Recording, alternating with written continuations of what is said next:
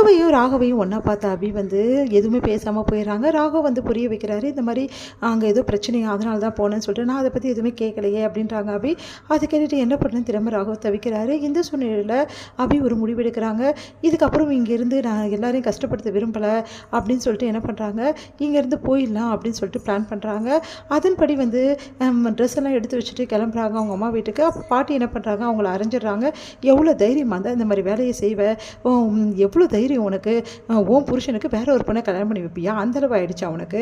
மதுவும் ராகவும் விரும்பினாங்க உண்மைதான், ஆனால் அதுக்காக அவங்க இப்போ வாழ போகிறாங்கன்னு உங்ககிட்ட சொன்னாங்களா? நீ ஏன் மதுவை கூட்டிகிட்டு வருவேன், நீ ஏன் கல்யாணம் பண்ணி வைக்கணும்னு நினைப்பியா?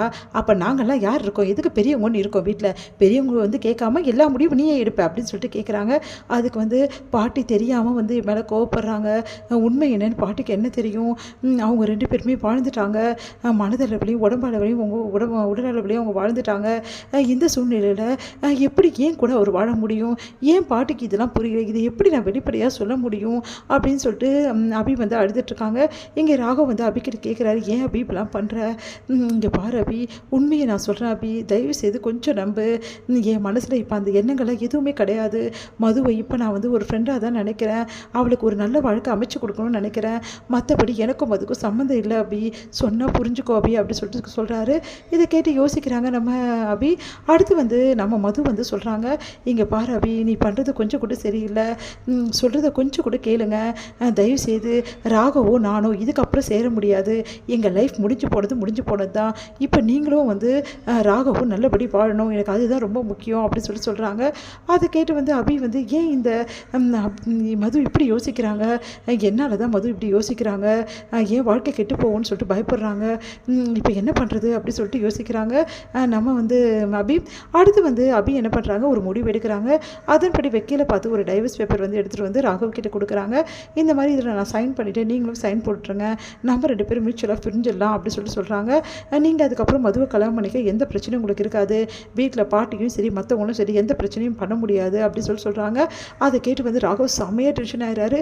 அப்படியே அந்த டைவர்ஸ் பேப்பரை கிழிச்சு போகிறாரு. உனக்கு என்ன ஆச்சுன்னு எனக்கு ஒன்றுமே புரியல, ஏன் நீ இப்படி இருக்க, ஏன் யாரையுமே புரிஞ்சிக்க மாட்டியா, நான் சொல்கிறது கொஞ்சம் கூட புரியாதா, நீயும் நானும் புருஷன் பொண்டாட்டி, நம்ம ரெண்டு பேரும் எக்காரை கொண்டு பிரியவே முடியாது, நம்ம ரெண்டு பேர் ஒன்றா தான் வாழ முடியும், அது யாருக்காகவும் நினச்சாலும் சரி என்ன நினச்சாலும் சரி யாராலையும் மாற்ற முடியாது அப்படி சொல்லிட்டு போகிறாரு.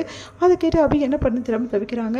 அடுத்து வந்து ராகவ் ரொம்ப சோகமாக இருக்கார். மது கிட்ட சொல்கிறாரு, என்னால் என்ன பண்ணுறதுனே தெரியல, உன்னையும் என்னையும் ஏன் அவள் சேர்த்து வைக்கணும்னு நினைக்கிறான்னு இப்போ கூட எனக்கு புரியல, நான் உன்னை விரும்புகிறேன்னு நினச்சிட்ருக்கா, சரி ராகவ் நீ மனசு திறந்து சொல்லு, நான் மதுவை விரும்பலை, நான் ஒன்றை தான் விரும்புகிறேன் அப்படின்னு சொல்லு, அப்போ இந்த பிரச்சனையே இருக்காதுல்ல அப்படின்னு சொல்லிட்டு மது சொல்கிறாங்க.